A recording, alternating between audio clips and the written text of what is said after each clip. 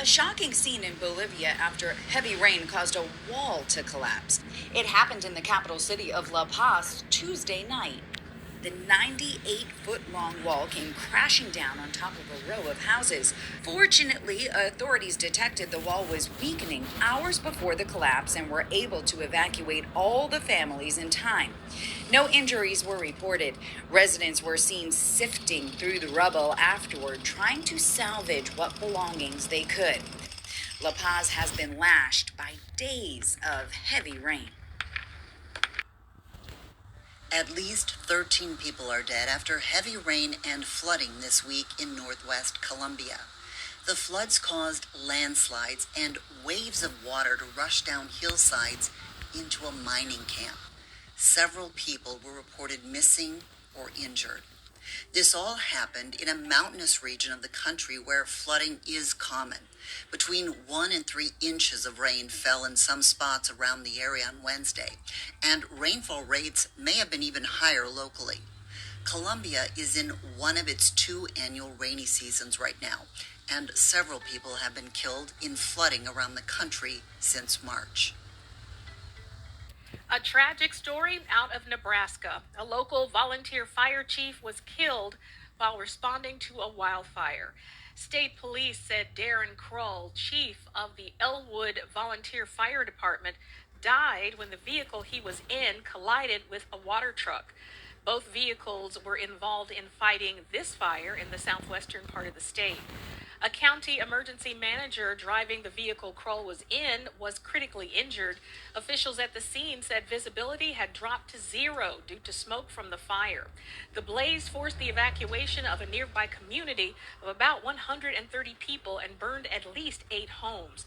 By Friday afternoon, strong winds and dry conditions had pushed the fire to more than 47 square miles in size. Crews from more than 40 fire departments were on the scene. No doubt they were all thinking of Chief Kroll.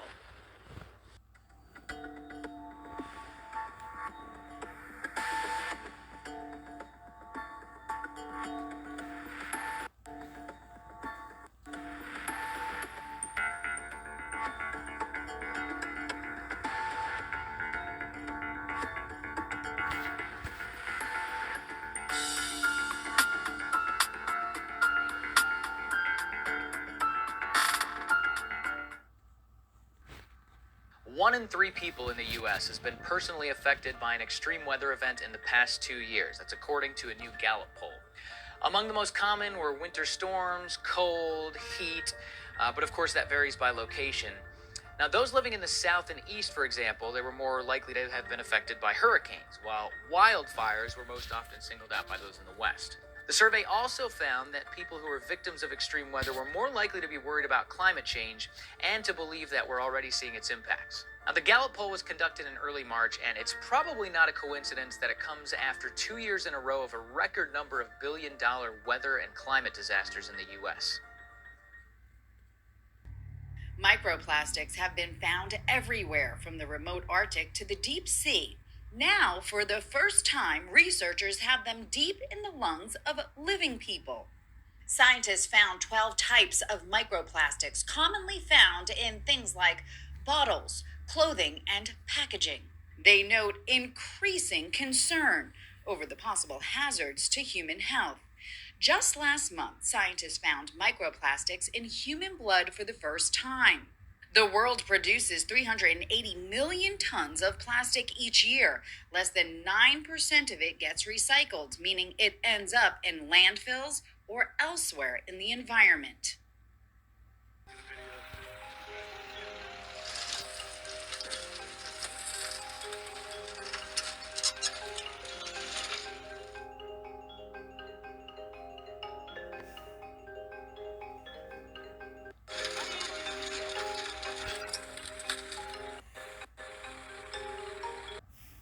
Puerto Rico plunges into darkness after a fire at a power plant.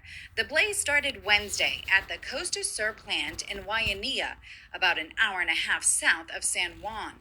More than 1 million customers were still without electricity Thursday. The blackout forced schools and government offices to close and left 160,000 people without water. The plant is one of the largest on the island and was knocked out of service by a 6.4 magnitude earthquake 2 years ago. Puerto Rico's crumbling power grid has been the source of frustration since Hurricane Maria knocked down most of its power lines in 2017. Some people were without power for a year. Authorities say the cause of the fire is under investigation. You can see it. If you look out, Tizzy, look at the horizontal border. See a tornado right there! Take cover! Take cover! Tornado! Okay, stop. You're fine. Keep going up. Okay.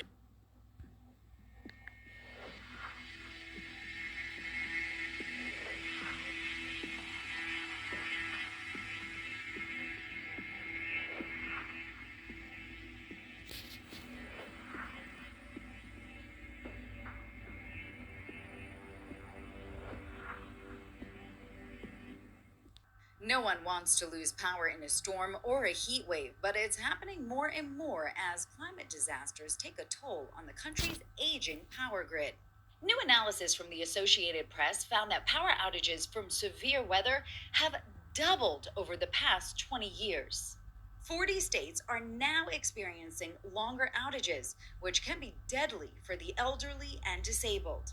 In California alone, power losses have affected tens of thousands of people who rely on electricity for their medical needs. On average, U.S. customers faced more than 8 hours of outages in 2020. Adding insult to injury, the cost of electricity is rising as utilities upgrade decades-old transmission lines and equipment. Experts say the country's power grid woes are an early warning sign that climate change is here.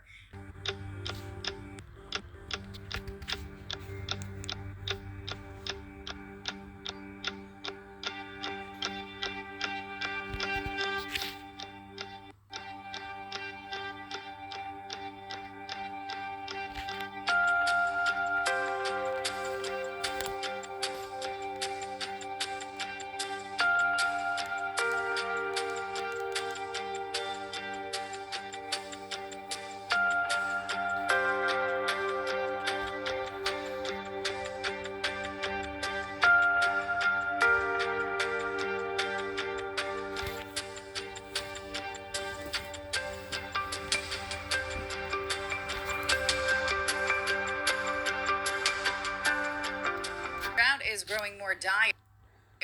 California's drought is growing more dire. New readings show mountain snowpack is just at 38% of average, and without heavy April and May showers, the state may be facing stricter water use rules and another potentially devastating wildfire season. Nearly the entire state and much of the western U.S. is in severe to extreme drought. Last summer, California's governor asked people to cut water usage by 15%. About a third of California's water supply comes from melted snowpack that runs into reservoirs, and the reservoirs are already far below normal levels. The state has already banned people from watering their lawns after rain, and as the drought deepens, more water cuts may be on the way.